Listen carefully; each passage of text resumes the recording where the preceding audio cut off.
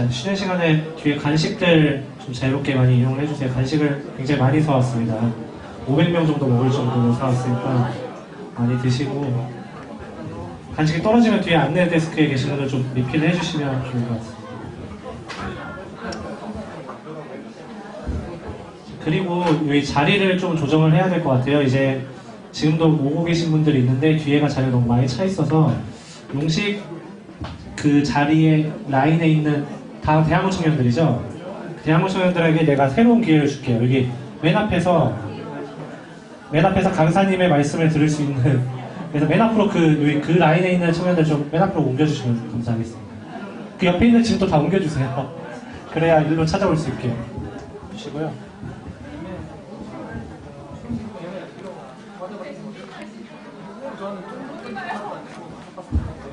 네, 예진자매에게 기회를 주겠습니다.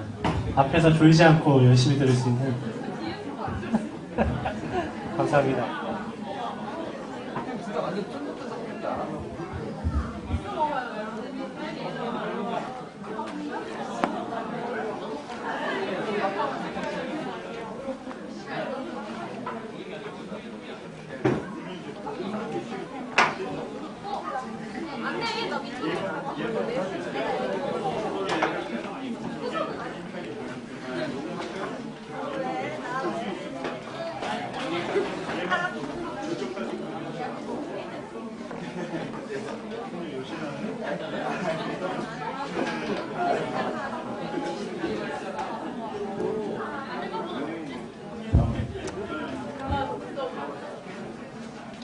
지금 찬양을 뭘 하면 좋을까요?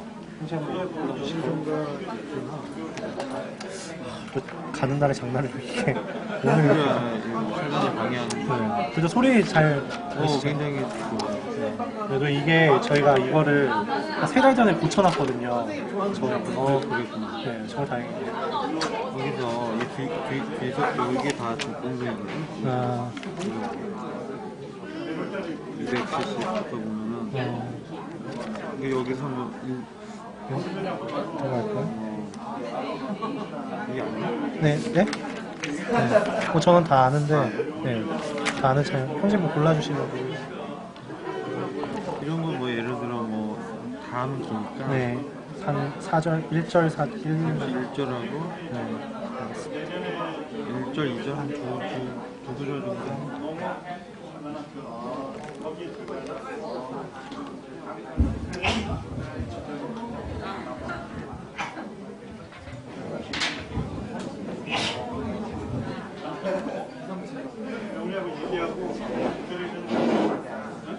선생님 왜 그거 뽑으시려고요?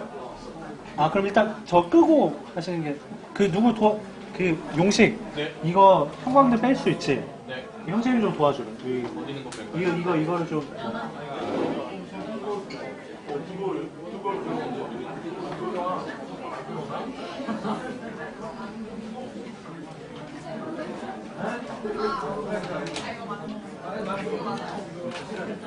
어?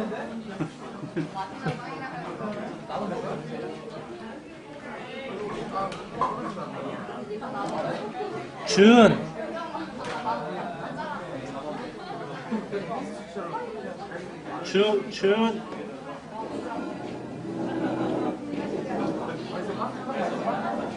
준 자매님 안 계시나요?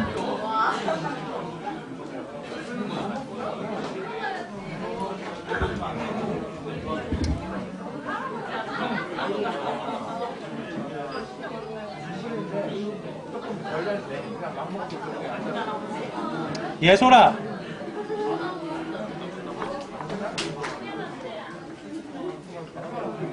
예솔아 너 피아노 칠 수 있겠니? 이거 271장인데 프로 고쳐? 누구 있지 피아노 누구? 주윤이? 주윤이 어디였지? 그때는 뭐 무반주로 하긴 하는데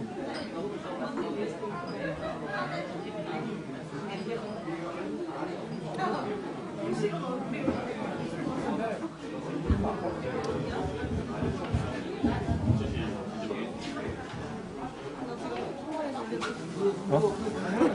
배고팠어. 이거 일단 하고.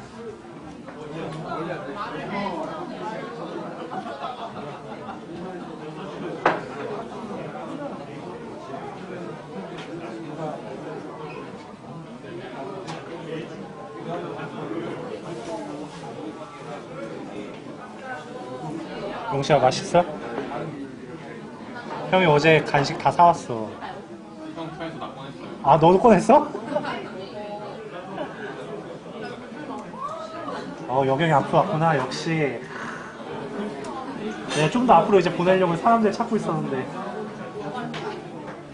여기 누구 친구랑 같이 왔어? 아니면 못 왔어?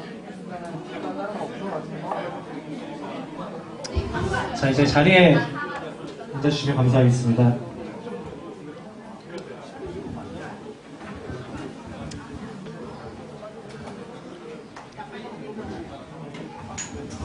네, 뒤에서 간식을 많이 들고 자리로 돌아오시면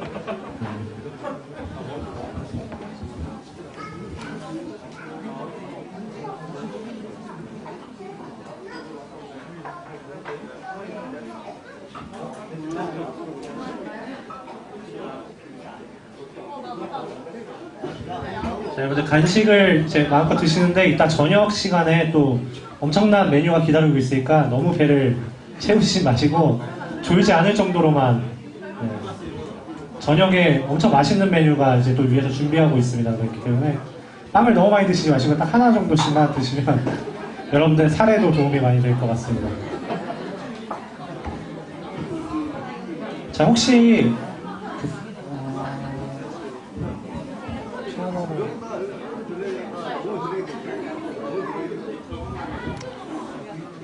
네, 찬양 271장 찬양하면서 좀 잠깐 자리를 정돈하는 시간 가질 텐데요. 271장 찬양 혹시 이것들을 좀 청년들이 옆에 주변 분들에게 나눠주시면 감사하겠습니다. 저희 쓰고 있는 찬양집을 옆에 좀 나눠주시면 제가 함께 찬양 드리도록 하겠습니다.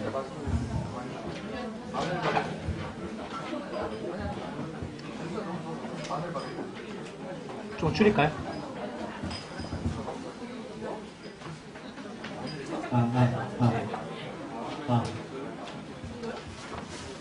네, 찬양 271장 찬양이고요. 네, 저희 특별히 무반주로 찬양하겠습니다.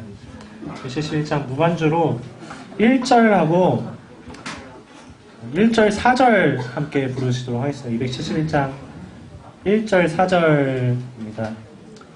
네, 누가 선창을 해주시면 같이 불렀으면 좋겠습니다. 예수께 조용히 나가 내 모든 짐 내려놓고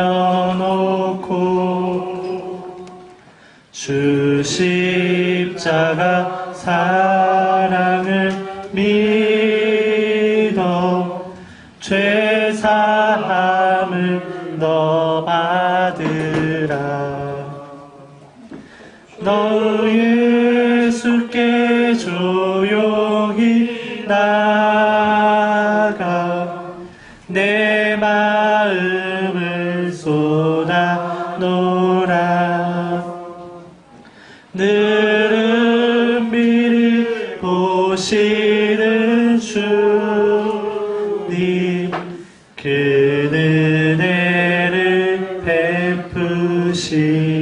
4절입니다. 너 주님과 사귀어 살면 너 주님과 사귀어 살면 새 생명이 넘치리라. 주 예수를 찾는 이 앞에 참 밝은 빛 비추어라. 주 예수께 조용히 나가 내 마음을 쏟아놓으라.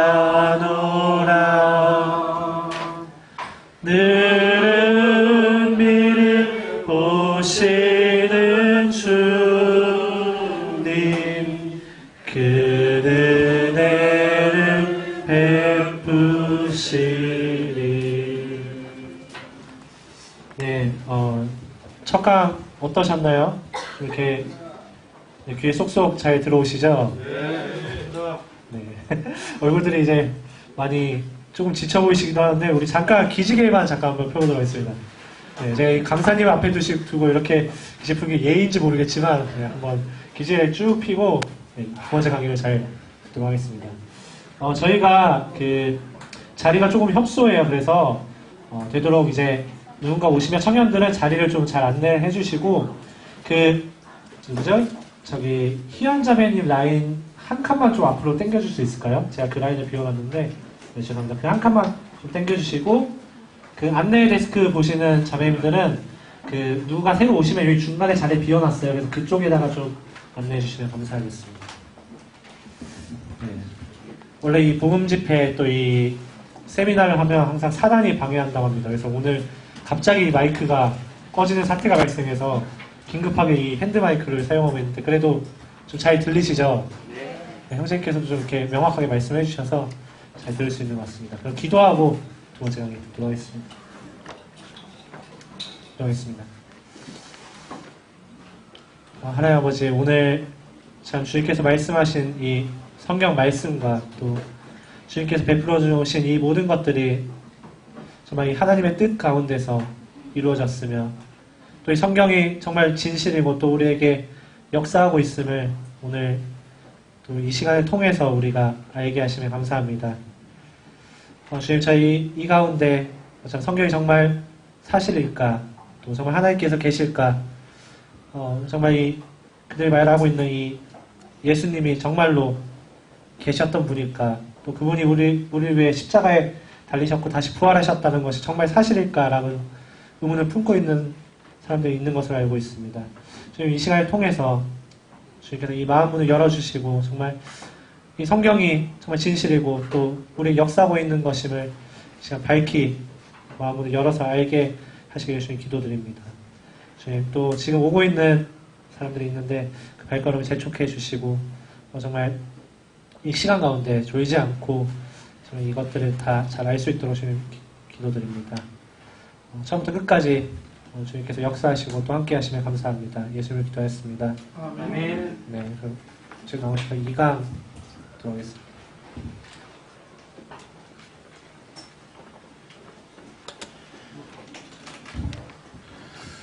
네, 정신 부랴부랴 이렇게 드시고 또 전철로 이동해서 또 이곳에 오셔서 이렇게 앉게 되면 자연스럽게 졸립니다. 아마 이제 1시간 지났기 때문에 좀 우리 정신적으로도 좀 명료할 것 같습니다. 이제부터는 좀 천문에 대해서 좀 살펴보겠습니다. 거기에 보시면 이제 우리가 이제 그런 생각을 하죠. 하늘의 별이 몇 개 정도 될까? 이런 생각을 하는데 우리 그 맨눈으로 보게 되면 뭐 아주 불이 다 꺼지고 그 다음에 이제 날씨가 아주 좋은 날 하늘에 있는 별을 한 몇 개 정도 헤아릴 수 있을까요? 뭐 제가 이제 지역마다 가서 물어보면 다 다르더라고요. 이 수도권으로 올수록 하늘을 쳐다볼 그 여유가 없는 것 같아요. 그래서 뭐 어떤 아이들은 10개다고 얘기해서 제가 충격을 받은 적이 있는데 사실 서울 같은 경우는 별을 좀 보기가 어렵죠. 왜냐니까 이 밤에도 환하게 불을 켜놓기 때문에 사실 이 하늘에 있는 별을 관측하기가 굉장히 어렵습니다. 남원에 오시면 저희 남원이 유명한 게 뭔지 아시죠? 지리산이 물론 뭐 춘향전도 유명합니다만 거기 지리산입니다. 저희 집에서 자가용으로 한 15분만 가면 지리산 국립공원 입구가 나와요. 그래서 청명한 지대고 그 다음에 그 남원에 이제 그 천문대가 있습니다. 그래서 제가 자주 올라가서 별들도 이제 관측하고 이렇게 하는데 남원에서는 많은 별을 볼 수 있어요. 자, 맨눈으로 볼 수 있는 별의 개수가 어느 정도 될까요? 한 자리에서 한 4,000개 정도 헤아릴 수 있대요. 그리고 그 사람이 이제 지구 전체를 다녀보면 6,000개 정도를 인간의 육안으로 확인이 가능하답니다. 자, 근데 별에 대해서 성경에서도 말씀해요. 창세기 22장에 보면 하나님께서 믿음의 사람 아브라함에게 뭘 약속하시죠? 큰 복을 주겠다 이렇게 약속합니다. 자, 근데 복의 내용이 뭐예요? 내 씨로 내 자손으로 크게 번성하게 해주겠다 이렇게 약속을 합니다. 그러면서 이렇게 비유하시죠. 하늘에 뭐처럼 많이 주겠다? 별처럼. 바닷가에 뭐처럼 많이 주겠다? 모래처럼. 자, 이 비유가 제대로 된 비유라면 하늘의 별이 바닷가에 뭐처럼 많아야 돼요? 모래처럼 많아야 하잖아요. 그런데 우리 인간이 육안으로 보면 4,000개 내지 6,000개밖에 못 본다니까요. 지금은 천체만원경이 있죠. 그래서 예전에 이제 뭐 저희 학생들을 데리고 제가 공부를 한 다음에 그 저희 천문대가 있잖아요. 그거 한번 가서 관측하라고 올라갔는데 저희들 별을 보려고 갔다가 별 볼 일 없었습니다. 왜 그런지 아시죠? 먹구름이 끼면서 저희가 관측 못하고 실내 활동을 한 적이 있습니다. 근데 지금은 걱정할 필요 없어요. 우주에다가 허블 우주만원경을 쏴놨기 때문에 지상의 대기와 상관없이 또렷한 별들을 관측할 수 있죠. 지금 이게 은하계입니다. 은하계 일부를 허블 우주만원경으로 보면 별이 어느 정도 있을까요? 이게 밀가루 뿌려놓은 것이 아니라 별입니다. 별. 그러니까 한 개의 갤럭시, 은하계 안에 천문학자들이 몇 개 정도 별이 있다고 하죠? 1,000억 개 정도 있답니다. 이것도 옛날에 제가 1,000억 개다 하면 다들 놀랐는데 요즘 잘 안 놀라시더라고. 감성이 좀 메마르기도 하고 다들 뭐 억대 재산들을 다 갖고 있어가지고 집만 있으면 1,000억이라는 숫자가 굉장히 큰 숫자입니다. 사람이 태어나서 죽을 때까지 숫자를 세면 어느 정도 셀까요? 태어나자마자 말할 수 있나요? 없죠. 말할 수 있다고 가정하고 잠도 안 자고 밥도 안 먹고 숫자만 세면 80살까지 숫자만 세면 어느 정도 셀까요? 안 세봐서 모르시죠? 100억을 못 센답니다. 그런데 한 개의 은하계 안에 있는 별이 몇 개예요? 한 1,000억 개라고 지금 천문학자들이 추정하고 있는 거예요. 그래서 예레미야 33장 22절 말씀에 보면 하늘에 있는 만상, 이 별들은 셀 수 없다 이렇게 분명히 얘기합니다. 그러니까 한 개의 은하계 안에 있는 별도 다 못 세는 거예요. 이거는 이제 그 우주의 아주 작은 부분을 허블 그 우주만원경으로 고정시켜 놓고 10일 정도 연속해서 찍은 사진이에요. 자, 요게 뭐처럼 보이나요? 우리가 볼 땐 점처럼 보이죠? 이게 한 개 은하계랍니다. 자, 요 안에 별이 몇 개 있다고 추정하는 거예요. 1,000억 개. 자, 요런 은하계가 우주에 몇 개 정도 있다고 추정할까요? 1,000억 개가 있다고 봅니다. 자, 그럼 우주의 별은 1,000억 개 곱하기 몇 개가 되죠? 1,000억 개. 10의 22승계가 된대요. 그러니까 1 다음에 동그라미가 몇 개가 붙는 거예요? 22개가 붙는 어마어마한 숫자죠. 자, 근데 이게 느낌은 잘 안 오시죠? 큰 숫자이긴 한데 제가 느낄 수 있도록 도와드리겠습니다.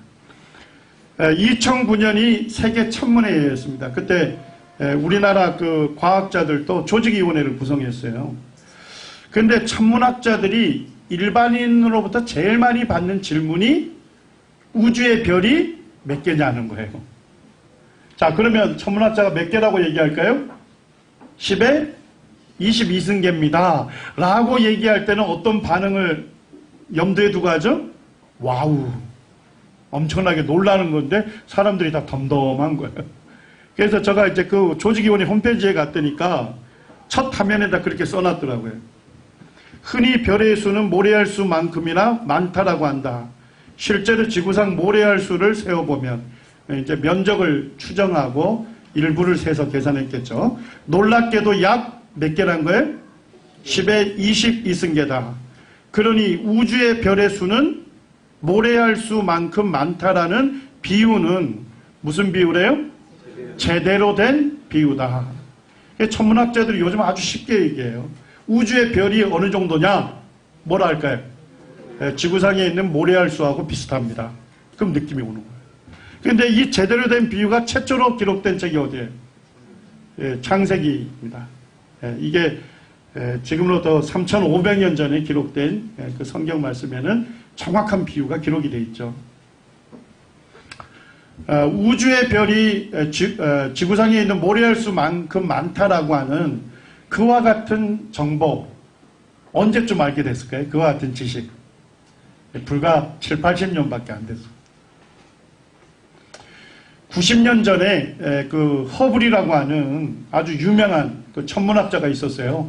그분이 이제 자기가 개발한 천체 만원경으로 우리 은하계에서 가장 가까운 은하계가 어디죠? 오늘 이걸 답을 안 해주시면 이후에 강의 내용을 제가 조정을 해야 돼요. 자, 우리 은하계에서 가장 가까운 은하계 안드로메다 은하. 예, 좋습니다. 안드로메다 은하를 이분이 관측한 거예요. 90년 전에. 그래서 세계에 빅뉴스가 뭐였냐면 우리 은하계 말고도 우주의 은하계가 하나 더 있다 이 얘기예요. 그걸로 놀라웠던 거예요. 근데 지금 그 은하계가 몇 개가 있다고 추정해요? 1000억 개가 있다는 겁니다. 예. 그러니까 90년 전만 해도 이 우주 천문학이 거의 아주 미개한 수준이었다고요. 그런데 성경은 3500년 전에 이 우주의 별들이 바닷가의 모래처럼 많다는 것을 우리에게 알려주고 있는 겁니다. 예, 이제 욥기 38장 31절 우리 같이 한번 읽어보겠습니다. 예, 시작. 내가 묘성을 메어 떨기되게 하겠느냐 삼성의 띠를 풀겠느냐. 예, 하나님께서 욥이라는 믿음의 사람에게 질문한 거예요. 너가 묘성을 메어서 뭐가 되게 할 수 있냐는 거예요? 떨기가 되게 할 수 있느냐 이런 얘기예요. 자, 이 얘기는 뭔 얘기예요? 야, 창조주인 나는 묘성을 메어서 떨기 되게 만들었는데 인간인 너가 그렇게 할 수 있느냐? 하나님 이렇게 물으신 거예요. 자, 묘성은 겨울철에 우리나라에서 잘 보입니다. 여기 있는 건데요. 한 6개 내지 7개가 조금 독립되어 있는 것처럼 보여요. 이렇게. 자, 우리 육안으로 보면 한 6개 내지 7개 정도잖아요. 그런데 하나님 뭘 하셔요? 묘성을 메어 떨기되게 하셨다 이런 얘기입니다. 이 떨기별이라는 것은 뭐냐면 수백 개의 별들이 한 힘에 의해서 묶여가지고 한 개 별처럼 운행되는 거. 이거를 떨기별이랍니다. 좀 과학적으로 표현하면 성단이라 하죠. 별의 무리. 예. 우리가 볼 때는 한 6개 내지 7개밖에 안 되는데 하나님 뭐라 하셔요? 그게 떨기별로 이루어졌다는 거예요. 저도 이제 처음에 이제 책을 통해서 과학자들이 쓴 책을 읽고서 제가 이제 알게 됐는데 그때 이제 천문대에 가서 연구관에게 이 묘성을 좀 보여달라 했습니다. 그때 이분이 이제 레이저 그 포인트 있죠? 빔, 그걸로 쏘니까 이제 한 6개 내지 7개가 있는 그쪽을 이렇게 지정을 해주더라고요. 눈으로 확인시키더라고요. 그 다음에 이제 천체만원경을 고정을 시켜놓고 저보고 보라 하더라고요. 천체만원경이 작은 눈 안으로 보는데 이런 은점들이 그 안에 빽빽하게 차 있는 겁니다. 맨눈으로는 7개였지만 뭐예요? 실제는 수백 개의 별로 이루어져 있어요. 그리고 이제 성능이 좋은 걸로 보면 한 1000개 정도 별들이 떨기별로 이루어져 있다는 것을 관측이 가능합니다. 자, 그 다음에 이 말씀에 보니까 삼성의 띠를 뭐 할 수 있냐고 물어보시죠? 풀겠느냐. 그러니까 하나님께서 이 삼성의 띠를 풀어놨는데 인간 욥아 너가 그렇게 할 수 있느냐 이렇게 물으신 거예요. 오리온 성자 겨울철이 잘 보이죠? 거기에 보면 이게 오리온 성자입니다. 거기에 허리띠에 해당되는 3개의 별이 있는데 이거를 우리가 삼성이라고 하죠. 그래서 우주에서 보면 조금 벌어져 있습니다. 이렇게 이제 벌어져 있고 제일 많이 떨어져 있는 데가 한 1600광년 정도 떨어져 있는데 지금 이제 천체만원경이 개발된 이후에 삼성의 띠를 이제 지금 계속 관측하고 있는데 놀라운 것은 뭐냐면 세계를 묶는 이 중력들이 굉장히 불안정하고 약하다는 겁니다. 자, 잡아당기는 힘이 약하니까 시간이 지나면 따라 어떻게 되고 있을까요? 계속 지금 팽창해 가고 있다. 풀려져 가고 있다는 것을 관측하고 있는 거예요. 하나님 뭐라 하셨어요? 삼성의 띠를 풀겠느냐. 루즈하게 해놨는데 너가 그렇게 루즈하게 할 수가 있느냐.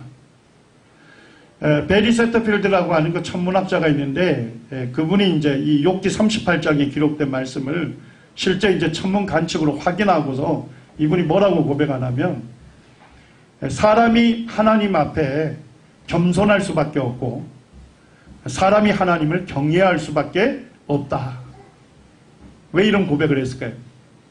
성경에 기록된 말씀이 천문학적으로도 뭐예요? 전체 관측으로 볼 때도 정확한 거예요. 예. 자, 그렇다면 우리가 내릴 수 있는 합리적인 결론은 뭐예요? 천체만원경이 언제 개발됐나요? 90년 전에 개발되어 있어요. 근데 이 성경 말씀은 언제 기록된 거예요? 3500년 전에 기록된 말씀입니다. 그렇다면 이 기록을 누구만이 말할 수 있는 기록이에요? 하나님, 창조주만이 말할 수 있는 기록이 성경에 기록되어 있다는 거예요.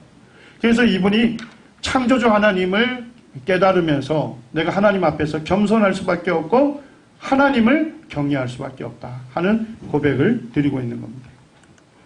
어떻게 성경은 삼성과 묘성에 대해서 정확하게 말할 수 있을까요?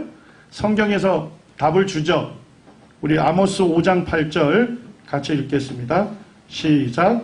묘성과 삼성을 만드시며 사망의 그늘로 아침이 되게 하시며 바닷물을 불러 지면에 쏟으시는 자를 찾으라. 그 이름이 여호와시니라. 여호와 하나님께서 묘성과 삼성을 만드셨기 때문에 정확하게 말할 수 있는 것이죠. 38장 4절과 5절에도 하나님께서 계속적으로 욥이라는 인물에게 창조주만이 말씀할 수 있는 질문을 계속 던져요. 자, 4절에 보니까 내가 땅에 기초를 넣을 때 내가 어디 있었느냐. 자, 하나님께서 지구에 기초를 넣을 때 인간 욥은 어디에 있었을까요? 이 세상에 존재하지도 않았죠. 내가 깨달아 알았거든 말할지니라. 누가 그것의 도량법을, 지구의 도량법을 정하였는지, 누가 그 줄을 지구의 위에 띄웠는지 내가 아느냐. 자, 지구의 도량법을 얘기합니다. 자, 도량법 제가 찾아보니까 뭐죠? 길이, 양, 무게 등을 재는 기구나 단위법을 얘기한대요. 자, 자가 뭐 하는 장비입니까? 길이를 재잖아요, 길이. 결국 뭘 얘기하죠? 하나님께서 지구에 기초를 놓았는데 지구의 도량법, 지구를 왜 그 거리에 위치해 있는지 네가 아느냐 이렇게 묻는 거예요. 자, 대박은 뭐 하는 장비입니까?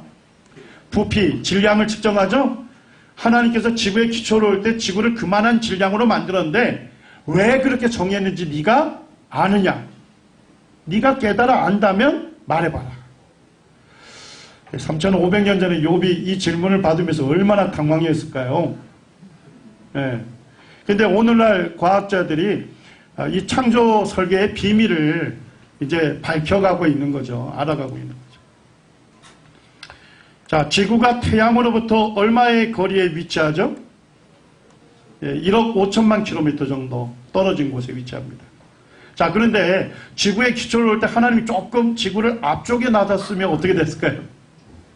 이게 그림처럼 되는 거예요. 우리 지구가 따뜻한 열기 가운데 살 수 있는 거는 어디에서 열이 오죠? 태양에서. 태양은 수소와 헬륨 가스로 가득 차 있거든요. 핵 융합 반응이 일어나면서 엄청난 열을 발생합니다. 자, 태양에서 만드는 열을 뭐라 할까요? 과학자들 별거 아니에요. 태양에서 만드는 열을 뭐라 하죠? 태양열. 예, 좋아요. 그러면서 그때 엄청난 바람을 형성해요. 자, 태양에서 만드는 바람을 뭐라 할까요? 태양풍. 그냥 태양바람이라 해도 돼요. 예. 그래서 이 태양풍에 의해서 태양열이 2시간 만에 지구까지 오는 거예요. 총알의 200배 속도로 달려가지고 지구에 와서 따뜻한 열을 주기 때문에 우리가 온화한 세계에서 살 수 있는 것입니다. 자, 그런데 하나님께서 지구에 기초를 놓을 때 조금 앞쪽에 당겨놓으면 어떻게 되죠? 난로에 가까이 가면 갈수록요 뜨거워지겠죠. 그 다음에 이 물이 어떻게 될까요? 증발되고 기화돼서 다 사라지겠죠. 지구상에 물이 존재하지 않는 거예요. 자, 만약에 하나님께서 지구의 기초를 놓을 때 조금 뒤쪽에 몰려놨으면 어떻게 됐을까요? 난로에서 멀어지면 멀어질수록요 추워지죠. 얼음으로만 존재하게 되는 거예요. 사람이 살 수 없는 환경이 되는 겁니다. 저희 이제 자녀들이 고등학생 때 이제 과학책을 받아오면 제가 한번 쭉 읽어봐요. 그 고등학교 1학년 과학책에 뭐라고 기록되어 있냐면 지구의 위치는 사람이 살 수 있는 유일한 지대에 위치한다. 그래서 생명 영역이라 불러요. 라이프 존에 위치한다는 것입니다. 결국 지구의 위치가 누구를 위해서 결정된 겁니까? 사람이 살 수 있도록 그 목적에 맞춰져 있다는 거예요. 자, 지구의 질량이 좀 더 크면 좋을까요? 지구가 더 크면 질량이 더 나가겠죠. 자, 그러면 뭐예요? 잡아당기는 힘이 뭐죠? 중력은 질량에 비례하죠. 자, 그러면 중력이 점점 세지겠죠? 어떤 일이 벌어질까요? 대기권 바깥에 있는 수소, 헬륨, 암모니아, 메탄, 가스 이런 것까지도 다 잡아당기겠죠? 그러면 이 대기권에 뭐가 가득해요? 해로운 가스들이 가득 차게 될 겁니다. 자, 이거 마시면 어떻게 돼요? 네, 새로운 세계로 가야 하는 것입니다. 네, 사람이 살 수 없는 환경입니다. 자, 그런데 지구의 질량이 지금보다 작으면 어떻게 될까요? 이번에는 중력의 세기가 약해지죠. 자, 그러면 우리가 안 보입니다만 이 공간 안에 산소가 몇 퍼센트 정도 있습니까? 21% 정도 있어요. 네. 그래서 우리가 산소를 마셔서 젊은이들이 있으니까 전문 용어를 쓰겠습니다. ATP를 생산하게 되고 ATP를 사용해서 뭐예요? 근육이 수축하게 되죠. 호흡근들이 수축하면서 숨을 쉬고 팔다리가 움직여서 이동할 수 있는 거죠. 맞죠? 자, 근데 잡아당기는 중력의 세기가 약해지면 어떻게 됩니까? 산소는 대기권을 탈출하게 되는 거예요. 그러니까 지구의 질량이 지금보다 좀 무거워도 안 되고 가벼워도 안 되는 거예요. 지금 질량이 딱 뭐에 맞는 거예요? 해로운 가스들은 차단하고 우리에게 꼭 필요한 산소들은 어떻게 해요? 정확하게 그만큼 잡아두고 있는 세기가 되는 겁니다.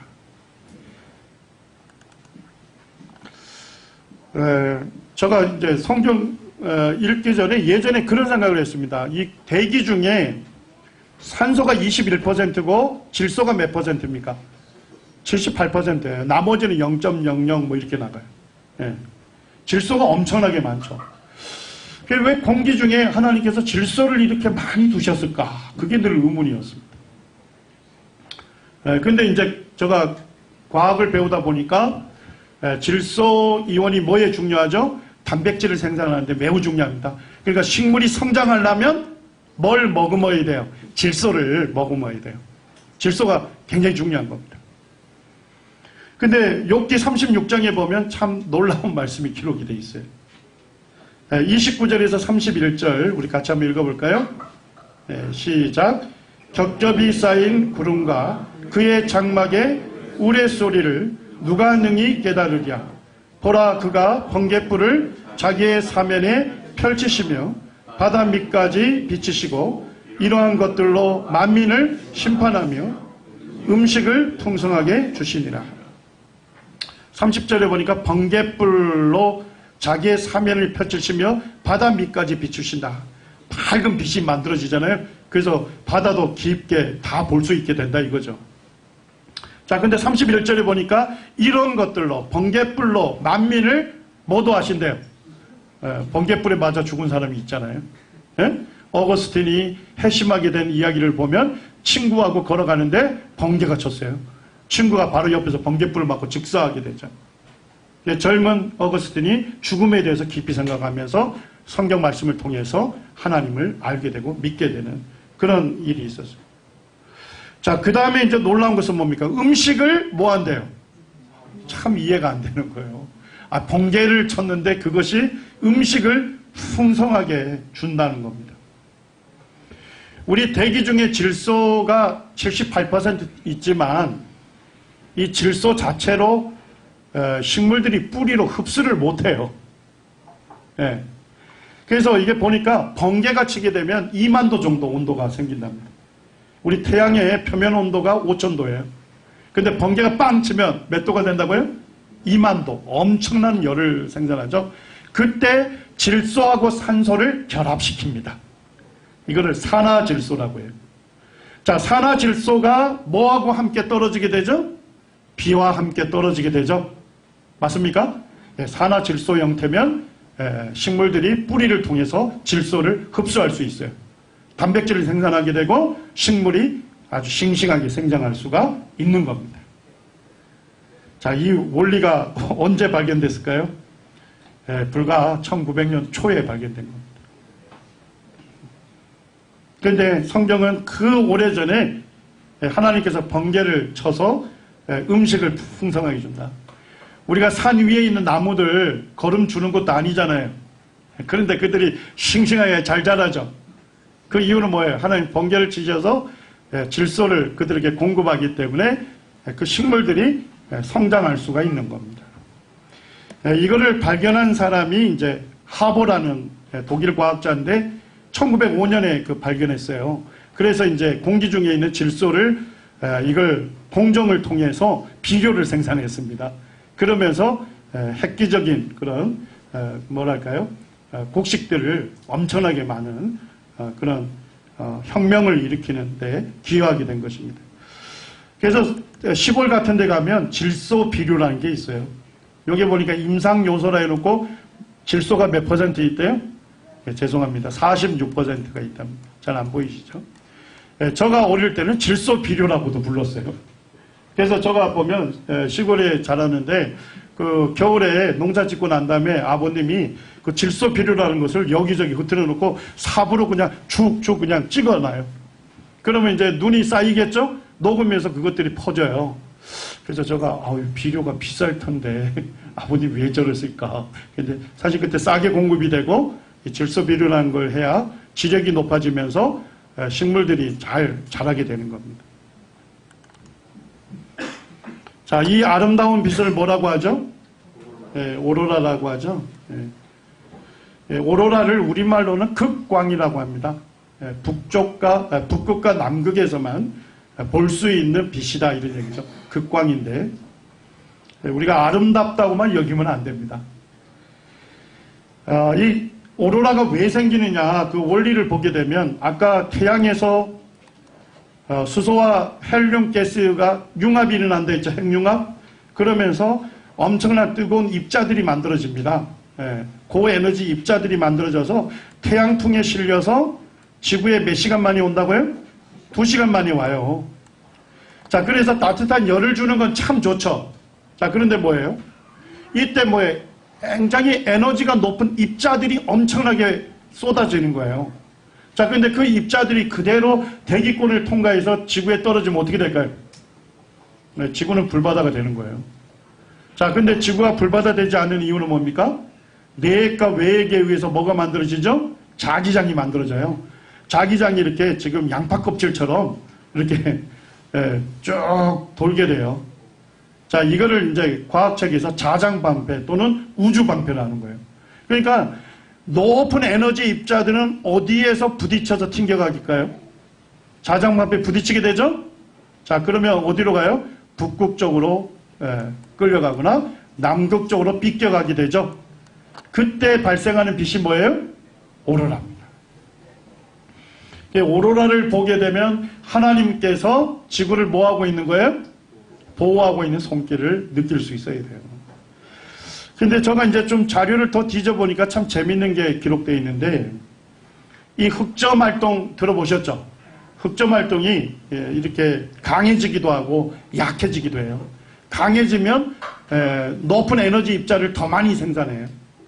그 다음에 약해지게 되면 적게 생산하죠. 근데 이게 강해졌다 약해졌다 하는 주기가 몇 년이래요? 11년이랍니다. 자, 근데 만약에 많이 생산할 때 지구의 자기장이 약하다면 어떻게 될까요? 높은 에너지 입자들이 대기권을 뚫게 되겠죠? 그러면 유의한 환경이 발생이 될 겁니다. 근데 염려할 필요가 없어요. 자기장의 세기도 11년 주기로 강해졌다 약해졌다는 거예요. 네. 그러니까 흑점 활동이 태양에서 강해지면 높은 에너지 입자 많이 만들어내죠? 지구의 자기장도 어떻게 돼요? 대응적으로 증가돼요. 흑점 활동이 약해지면 대응적으로 약해집니다. 두 가지가 동시에 대응적으로 작동하는 거죠. 같은 목적으로 두 가지가 의도적으로 배열되어 있다. 이거를 과학에서는 의도된 설계다. 이렇게 얘기를 합니다. 자, 설계되어 있다면 결국 내릴 수 있는 결론은 뭡니까? 설계된 작품이 존재할 수 있는 유일한 가능성은요? 설계자가 있어야 하는 것입니다. 우리 시편 111편 2절에서 4절까지 좀 같이 읽으시죠. 함께 읽겠습니다. 시작. 여호와의 행사가 크시니 이를 즐거워하는 자가 다 영고하도다. 그 행사가 존귀하고 어미하며 그의 의가 영원히 있도다. 그 기이한 일을 사람으로 기억해 하셨으니 여호와는 은혜로우시고 자비하시도다. 시편의 기자가 여호와 하나님의 행하신 일이 크시다는 겁니다. 이를 즐거워하는 자가 다 연구한다는 거예요. 그것을 연구해 보니까 뭐예요? 그 기이한 일을, 놀라운 일을 사람으로 기억해 하셨으니 여호와는 은혜로우신 분이시고 자비로우신 분이시다. 우리가 이제 이 태양열하고 자장방배만 이렇게 생각해도 참 하나님께서는 사람에게 은혜를 베푸시는 분이고 참 하나님은 자비로우신 분이시다 하는 것을 우리가 알 수가 있는 것이죠. 중력의 세기가 10의 60승분의 1 약해지거나 높아지면 어떻게 될까요? 좀 숫자가 좀 아찔하죠? 0점하고 0이 59개가 달리고 마지막 60번째 1이 달리는 거예요. 자, 엄청나게 작은 숫자인지는 알겠죠? 0.0000 뭐 이렇게 해서 1이에요. 자, 요만큼 세지면 어떻게 될까요? 우주가 압축돼서 사라집니다. 자, 요만큼 약해지면 어떻게 될까요? 우주는 팽창해서 사라집니다. 이 중력의 세기가 10의 60승분의 1 정도 아주 적은 값으로 미세하게 조정되어 있다는 겁니다. 조금 세도 안 되고 조금 약해도 사람이 살 수 없는 환경이 되는 겁니다. 그래서 이걸 물리학에서는 미세 조정 이론이라고 그래요. 미세하게 값이 조정되어 있다는 거예요. 뭐에 맞춰 조정되어 있죠? 사람이 살 수 있도록 그 목적에 맞게끔 값이 미세하게 조정되어 있다는 것입니다. 자, 달이 존재하는 목적도 있을까요? 뭐 이쯤 생각하면 존재하는 모든 것들은 뭐가 있습니까? 목적이 있습니다.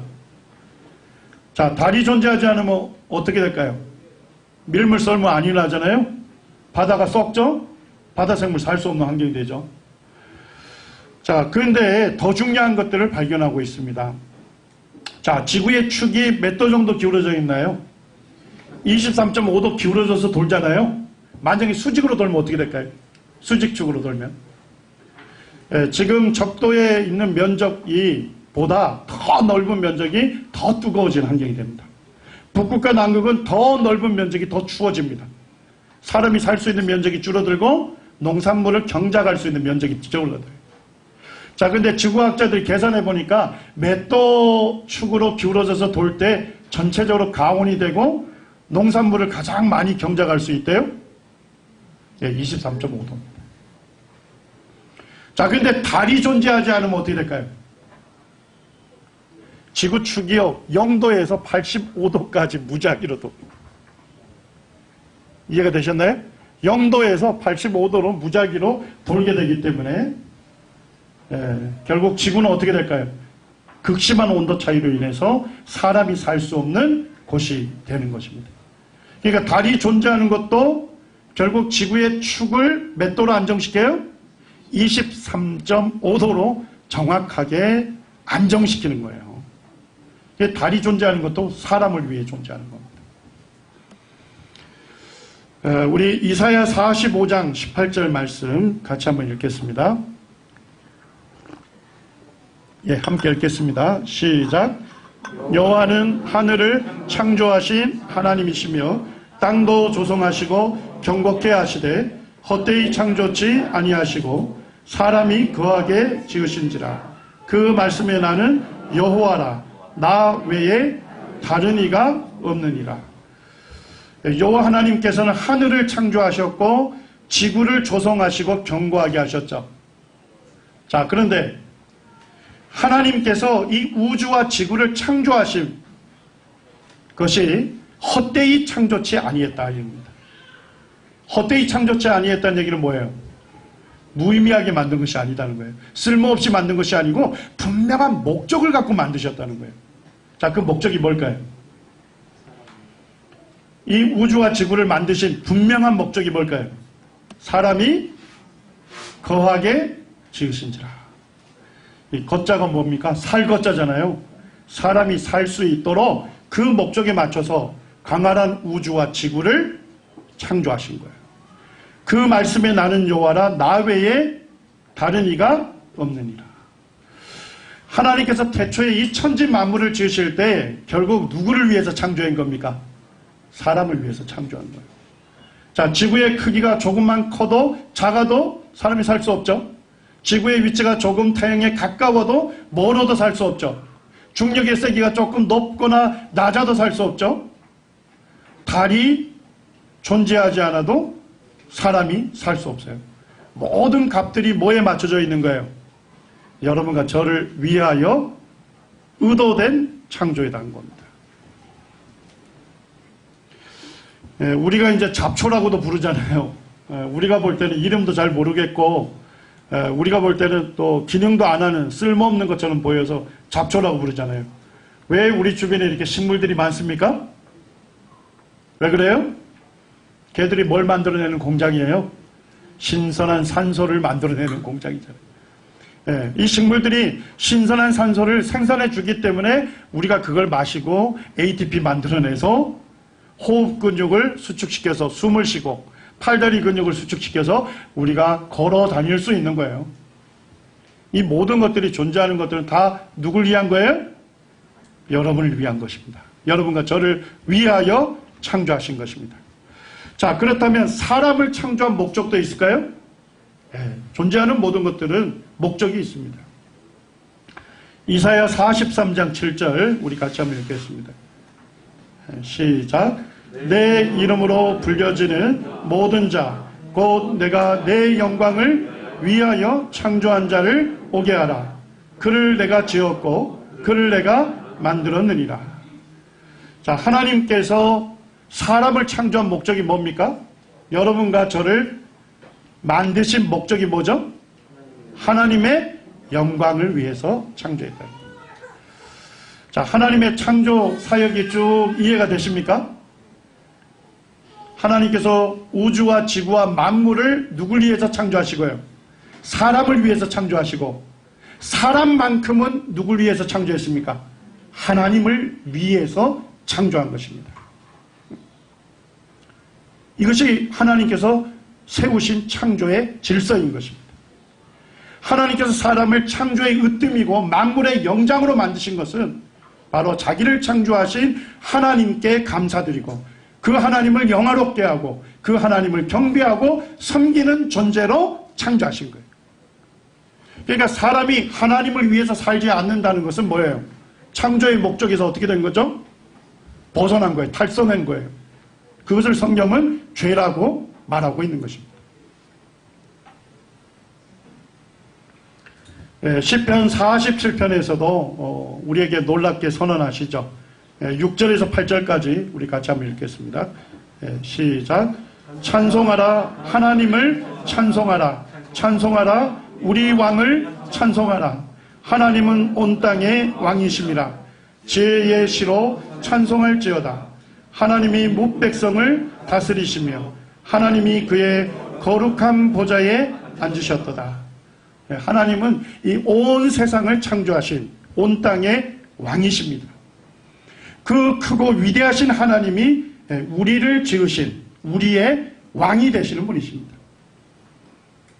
하나님께서 우리를 놀랍게 창조하셨고 하나님에 의해서 우리가 존재하기 때문에 우리가 그 하나님을 경배하고 그 하나님께 찬송을 드리는 것은 인간의 합당한 본분인 거예요. 그리고 그 하나님께서 우리에게 말씀하신 대로 그 하나님 말씀을 믿고 섬기는 것이 인간의 당연한 도리가 되는 것입니다. 로마서 1장에서도 우리에게 이렇게 분명히 말씀하시죠. 우리 19절에서 20절까지만 좀 같이 읽겠습니다. 시작. 이는 하나님을 알만한 것이 그들 속에 보임이라. 하나님께서 이를 그들에게 보이셨느니라. 창세로부터 그의 보이지 아니하는 것들 곧 영원하신 능력과 신성이 그가 만드신 만물에 분명히 보여 알려졌나니 그러므로 그들이 핑계하지 못할지니라. 하나님을 알만한 것을 어디에 보여주셨습니까? 하나님 만드신 만물에 분명하게 보여주었고 알려졌다는 것입니다. 하나님께서 창조하신 세계를 우리가 조금만 살펴보게 되면 이것을 창조하신 하나님의 능력이 어떠하신지를 알 수 있다는 거예요. 그리고 무엇을 알 수 있습니까? 하나님의 신성. 이건 쉽게 말씀드리면 신적인 성품이에요. 하나님께서 이 우주 만물을 누굴 위해서 만드셨습니까? 사람을 위해서, 여러분과 저를 위해서 만드신 하나님의 그 자비하심과 하나님의 사랑을 우리가 알 수가 있는 거예요. 그러므로 성경은 선언하죠. 그들이 뭐 할 수 없다. 핑계하지 못한다. 자, 하나님이 나를 창조하셨다면 여러분들 하나님을 어떻게 대해야 되겠습니까? 하나님 영화롭게 해야 되겠죠. 맞습니까? 하나님께 감사해야 되겠죠. 하나님을 경배하고 섬겨야 되겠죠. 그렇지 않는 것을 성경은 뭐라 한다고요? 죄라고 말씀하고 있는 것입니다. 성경에서 말씀하는 근본적인 죄는 그들이 마음에 누구 두기를 싫어해요? 하나님을 두기를 싫어한다는 겁니다. 더 정확하게 말씀드리면 그들이 자기 마음에 하나님을 자기의 왕으로, 자기의 주인으로 받아들이기를 뭐 한다고요? 싫어한다고요. 거절한다고요. 결국 누가 왕이 된 거예요? 자기가 왕이 된 거예요. 결국 자기가 왕이 되고 자기가 주인 된 삶을 살아가는 것, 이것이 성경은 우리에게 죄라고 말씀을 하고 있는 것입니다. 로마서 2장 4절과 5절에 보게 되면 어떤 사람이 하나님의 심판과 진노를 받는지에 대해서 우리에게 분명하게 말씀하시죠. 어떤 사람이 하나님의 심판을 받게 됩니까? 4절에 보니까 내가 하나님의 인자하심, 이 인자하심은 사랑을 얘기해요. 하나님의 사랑이 너를 인도하여 회개하게 하심을 알지 못하여 하나님의 인자하심과 용납하심과 길이 참으심이 풍성함을 멸시하느냐. 어떤 사람이 하나님의 심판을 받게 되죠? 하나님의 인자하심, 그 사랑을 멸시하는 사람입니다. 나를 창조하신 그 하나님을 멸시한다면 어떻게 피조물인 우리가 하나님의 심판을 견딜 수 있겠습니까? 하나님의 진노를 피할 수 있겠습니까? 자, 어떤 사람이 하나님의 심판과 진노를 받는데요? 내 고집과 회개하지 아니하는 마음. 고집 피우기 때문에 사실은 하나님의 심판을 자초하는 것입니다. 제가 짧은 시간이지만 하나님께서 이 세상을 창조하시고 여러분과 저를 창조하신 여러 가지 증거들을 우리가 살펴봤잖아요. 증거를 보게 되면 우리가 믿을 수 있는 거예요. 그런데 증거를 보고서도 믿지 않는다면 그 책임이 누구에게 있다고요? 그 사람에게 있는 것입니다. 여러분이 하나님 없이 살아가는 그 삶이 그것이 잘못된 것이고 하나님의 심판과 진노를 자초하는 길이라면 여러분도 어떻게 하셔야 돼요? 지금 가고 있는 길에서 어떻게 해야 돼요? 돌아서야 하는 거예요. 유턴하셔야 돼요. 이제 쉬는 시간 갖기를 원하는데 제가 하나 좀 이야기를 하겠습니다. 저희 이제 아내가 저하고 동성을 했는데 제가 뭐 이것저것 좀 잘 하는 게 있긴 한데 제가 운전을 잘 못합니다. 그리고 운전을 하게 되면 꼭 그 목표 지점을 정해놨는데 꼭 다른 데로 많이 가요. 그래서 이 남원 시골에서는 제가 운전하고 이 시만 벗어나면 집사람이 운전을 합니다. 자, 여러분들이 운전을 하다가 목표 지점을 여러분들이 운전하고 있는데 가만히 가다 보니까 뭐예요? 목표 지점에서 반대로 가는 것 같아요. 자, 그거를 인식하는 순간 여러분들 무슨 결정하죠? 끝까지 갈 겁니까? 네, 유턴을 결정하죠. 네, 그렇습니다. 네, 우리가 하나님 알지 못해서 하나님 없는 삶을 지금까지 우리가 살아왔다면 하나님께서 이 우주 만물을 나를 위해서 창조하시고 내게 필요한 모든 것들을 친히 공급하기 때문에 내가 지금 이 순간도 생존해 있다면 여러분들 하나님 어떻게 해야 되겠어요? 하나님을 인정하고 그 하나님을 나의 하나님으로 내 삶의 주인으로 여러분들이 받아들이셔야 하는 것입니다. 그것이 바로 현명한 믿음의 결단인 것입니다. 이제 10분 휴식하시고 세 번째 시간을 갖도록 하겠습니다.